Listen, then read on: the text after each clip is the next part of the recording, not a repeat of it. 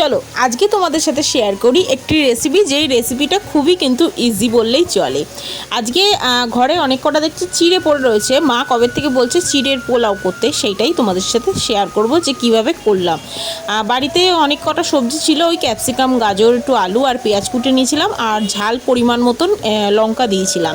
চিড়েগুলো প্রথমেই আমি ধুয়ে নিয়েছি, যেহেতু চিড়েতে প্রচণ্ড পরিমাণে ময়লা দেখতে পাচ্ছি, তার জন্য অনেকবার ভালো করে ধুয়ে নিয়ে ঝুড়িতে জল ঝরাতে দিয়েছিলাম। এই চিড়ের পোলাওতে কিন্তু মাস্ট হচ্ছে চিড়েটাকে ভালো করে জল ঝরাতে হবে ধুয়ে, নাহলে ভেজে যদি থাকে তাহলে চিড়েটা খেতেও খুব ভালো লাগবে না। যা কড়াইতে একটু তেল দিয়ে ওর মধ্যে একটু শুকনো লঙ্কা, সর্ষে ফোড়ন দিয়ে যেই সবজিগুলো আমি কুটে রেখেছিলাম সেগুলোকে ধুয়ে নিয়ে ভালো করে একটু ভাজা ভাজা করে নেবো। সেগুলো একটু নুন হলুদ দিয়ে ভালো করে, তার মধ্যে দেবো একটু বাদাম আর একটু দেবো কারি পাতা দিয়ে ভালো করে দেখছি যখন ভাজা ভাজা হয়ে গেছে তখন চিড়েগুলোকে অ্যাড করব। করে আমার এখানে একটু পরিমাণে হলুদ কম হয়ে গেছে, তোমরা একটু পরিমাণ বুঝে তারপর দিয়ে দিও। এখানে আমি একটু ঝাল ঝালও করেছি আর একটু মিষ্টি মিষ্টিও করেছি। লাস্টে আমি অল্প একটু সামান্য চিনি অ্যাড করেছি, করে ভালো করে নাড়াচাড়া করে নিয়ে নামিয়ে নিয়েছিলাম। তোমরা এইভাবে করে দেখো, ভালো লাগলে তোমরা একটু লাইক, সাবস্ক্রাইব, কমেন্ট করে যেও। টাটা।